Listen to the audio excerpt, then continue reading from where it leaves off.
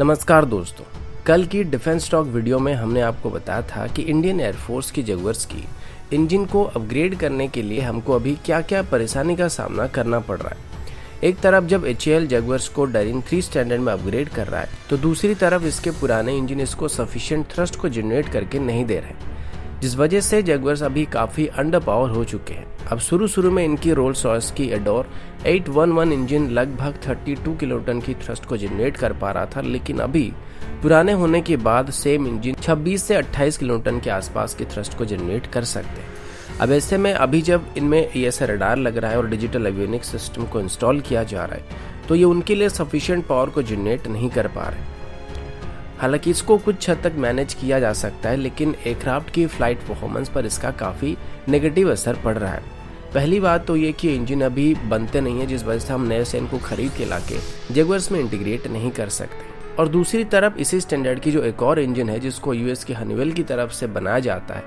और लगभग 2009 से इंडियन एयरफोर्स की तरफ से हनीवेल के साथ उनकी F125 आयन इंजन को खरीदने के लिए नेगोशिएशन किया जा रहा है, पर अभी तक ये डील फाइनल नहीं हो पा रहा, क्योंकि हनीवेल की तरफ से इन इंजन के लिए काफ़ी ज़्यादा पैसा डिमांड किया जा रहा है। और एक इंजन के लिए हनीवेल की तरफ से यहाँ पे 95 करोड़ डिमांड किया जा रहा है, जबकि जगुआर्स में 2 इंजन लगने वाले हैं, तो कुल मिलाकर दोनों इंजन को अपग्रेड करने के लिए हमको 190 करोड़ खर्च करना पड़ेगा। फिर HAL की तरफ से इन इंजन्स को जगुआर्स में इंटीग्रेट करने के लिए अलग से 20 करोड़ चार्ज किया जा रहा है। तो कुल मिलाकर एक जगुआर्स में नए इंजन को इंटीग्रेट करने के लिए हमको 210 करोड़ खर्च करना पड़ेगा, और इसी वजह से इंडियन एयरफोर्स की तरफ से इस डील को लेकर कोई डिसीजन नहीं लिया गया। अब एक चीज मैंने बहुत बार देखा है, जहां पर आप में से बहुत सारे लोग कमेंट करते हैं कि अगर इंडियन एयरफोर्स को भी जगुआर्स के लिए एक नए इंजन की जरूरत पड़ रही है और एक इंजन हमको नहीं मिल रहा है, तो वो कावेरी इंजन का इस्तेमाल क्यों नहीं कर रहे, क्योंकि भले ही ये तेजस के लिए सफिशिएंट थ्रस्ट को जनरेट नहीं कर पा रहा है, लेकिन ये जितना भी थ्रस्ट को जनरेट कर रहा है, ये जगुआर्स को पावर करने के लिए काफी होने वाले हैं।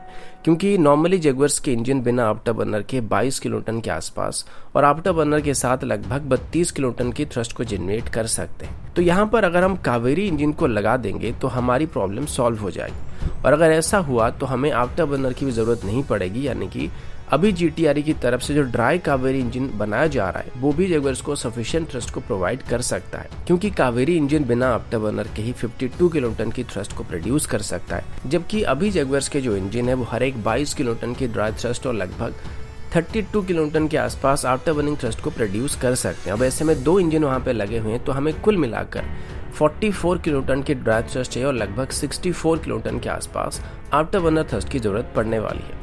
अब एक कावेरी इंजन अगर 52 किलोटन की थ्रस्ट को जनरेट कर सकता है, तो 2 इंजन में आराम से 104 किलोटन के आसपास थ्रस्ट को ही जनरेट कर सकेगा, वो भी बिना आफ्टर बर्नर के, जो कि डैरिन 3 स्टैंडर्ड की जगुआर्स को पावर करने के लिए जरूरत से काफी ज्यादा होने वाली है। क्योंकि डैरिन 3 स्टैंडर्ड की जगुआर्स की बात करें तो इनको पावर करने के लिए अभी हमको कम से कम 40 किलोटन के आसपास की थ्रस्ट की इंजन की जरूरत पड़ रही है। तो अभी हमारे पास उससे भी ज्यादा थ्रस्ट प्रोड्यूस करने वाली इंजन मौजूद है, लेकिन उसके बावजूद भी इसको किस वजह से जगुआर्स में इंटीग्रेट नहीं किया जा रहा है, और ऊपर से कावेरी इंजन प्रोजेक्ट को एक फेल्ड प्रोजेक्ट बताया जा रहा है। और ये सवाल आप में से बहुत सारे लोगों के द्वारा किया गया है। अब आगे बढ़ने से पहले एक बेसिक चीज जानना काफी जरूरी है, और वो ये कि हर एक एरो इंजन का अपना अपना एक स्पेसिफिक डायमेंशन होता है, और ठीक वैसे ही हर एक एयरक्राफ्ट में भी उसकी रिक्वायरमेंट के हिसाब से एक इंजन को इंटीग्रेट किया जाता है। ऐसा नहीं कि हमें 100 किलोन्यूटन की इंजन की जरूरत है और हम वहाँ पे आके एक 150 किलोन्यूटन की थ्रस्ट प्रोड्यूस करने वाली इंजन लगा देंगे तो ज़्यादा स्पीड में भाग सकेंगे।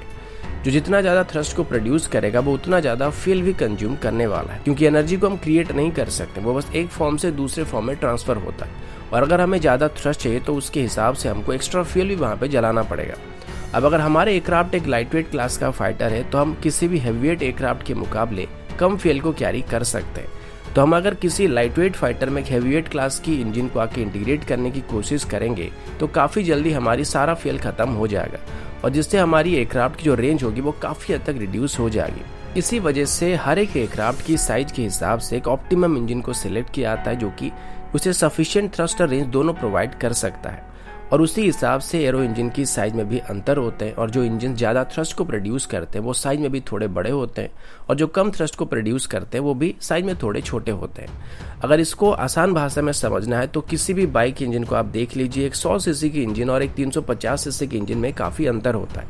और जिस तरीके से एक 100 सीसी की मोटर बाइक में आप 350 सीसी की इंजन को नहीं लगा सकते, एयरक्राफ्ट के साथ भी बिल्कुल वही कॉन्सेप्ट है। आप सभी जानते हैं कि एयरक्राफ्ट की फ्यूजलाज सेक्शन में या एयरफ्रेम में एक पर्टिकुलर लोकेशन होता है और स्पेस होता है जहां पर इंजन को इंटीग्रेट किया जाता है, और हर एक एयरक्राफ्ट के लिए अलग अलग होता है। अब कई एयरक्राफ्ट में मल्टीपल इंजन को भी फिट किया जा सकता है, यानी कि 1 से 2 टाइप के इंजन उसमें लगाए जा सकते हैं, लेकिन वो जो इंजन होते हैं उनकी डायमेंशन ऑलमोस्ट सिमिलर होती है, जिस वजह से अंडरकैरेज सेक्शन में या एयरफ्रेम में कुछ छोटे मोटे मॉडिफिकेशन करने के बाद इंजन को इंस्टॉल किया जा सकता है। लेकिन अगर हम अभी जगुआर्स की वर्तमान की इंजन और कावेरी इंजन के डायमेंशन को साइड बाय साइड कंपेयर करेंगे तो आपको आसानी से पता लग जाएगा कि ये जगुआर्स में फिट हो पाएगा या फिर नहीं हो पाएगा। अब अगर जगुआर्स की वर्तमान की रोल्स रॉयस की एडोर 811 इंजन की बात करें तो इसका लेंथ लगभग 114 इंचेस है और डायमीटर लगभग 22.3 इंचेस है। अब अगर कावेरी इंजन की बात करें तो कावेरी इंजन का लेंथ 137.4 इंच है और डायमीटर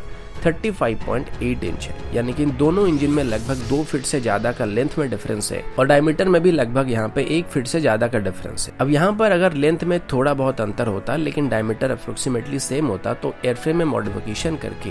इंजन को इंटीग्रेट किया जा सकता था, क्योंकि अभी जिन F125 इंजन के लिए हनीवेल के साथ बातचीत किया जा रहा है उनकी लेंथ भी लगभग 123 इंच है, जो कि जगुआर्स की वर्तमान के इंजन के मुकाबले 9 इंच के आसपास बड़े होने वाले, लेकिन फिर भी इनको जगुआर्स में इंटीग्रेट किया जा सकता है। लेकिन कावेरी इंजन की लेंथ काफी ज्यादा है और कावेरी इंजन का जो डायमीटर है वो काफी ज्यादा बड़ा है, तो ये जगुआर्स की जो इंजन है उसमें कहीं पर भी फिट नहीं होने वाले हैं। और यहाँ पर लेंथ में थोड़ा बहुत अंतर होता तो चल जाएगा, लेकिन डायमीटर में ज्यादा अंतर होगा तो गड़बड़ होने वाली है, क्योंकि यहाँ पर 2 इंजन को साइड बाय साइड प्लेस किया जाएगा। तो ऐसे में अगर इनमें 1-2 इंच का अंतर होता तो इसको एडजस्ट किया जा सकता है, लेकिन यहाँ पर हर एक इंजन जरूरत से 1 फीट ज्यादा चौड़ा है और 2 फीट के आसपास ज्यादा लंबा है। तो आपको अब समझ में आ गया होगा कि कावेरी इंजन को अभी किस वजह से जगुआर्स में इस्तेमाल नहीं किया जा सकता है। और अगर अभी भी आपको समझ में नहीं आया है तो इतना याद रखो कि जिस तरीके से तुम नोकिया की पतले पिन वाले मोबाइल को मोटे पिन वाले चार्जर से चार्ज नहीं कर सकते, ठीक वैसे ही हम जगुआर्स की एडोर की 811 इंजन के बदले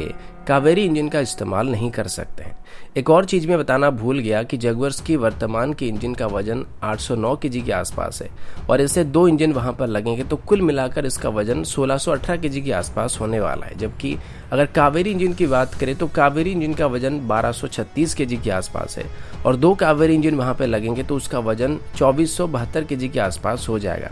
जिससे जगुआर्स की वेट भी काफी हद तक बढ़ जाएगी, जो कि लगभग 800 केजी से ज्यादा बढ़ने वाली है। और ऐसा होने से जगुआर्स की जो वेपन लोडिंग कैपेसिटी है वो काफी हद तक रिड्यूस होने वाली है। लेकिन अभी HAL के पास एक और इंजन है जिसको जगुआर्स में इंटीग्रेट किया जा सकता है, जो कि STFE40 इंजन है। ये इंजन लगभग 26 किलोन्यूटन के आसपास की थ्रस्ट को जनरेट करता है, लेकिन अगर इसमें आफ्टर बर्निंग सेक्शन को इंटीग्रेट किया जाता है तो ये लगभग 40 किलोन्यूटन की थ्रस्ट को प्रोड्यूस कर सकेगा। लेकिन अभी तक ये पूरी तरीके से तैयार नहीं है, लेकिन अगर ये बन जाता है तो आगे चल के इसको जगुआर्स में इंटीग्रेट करने के बारे में सोचा जा सकता है। तो मैं आशा करता हूँ आप सभी के मन में ये जो डाउट था कि कावेरी इंजन को जगुआर में इस्तेमाल किया जा सकेगा या नहीं, ये क्लियर हो गया होगा। तो अभी के लिए इतना ही, मिलता हूँ आपसे अगले वीडियो में, तब तक के लिए जय हिंद, वंदे मातरम।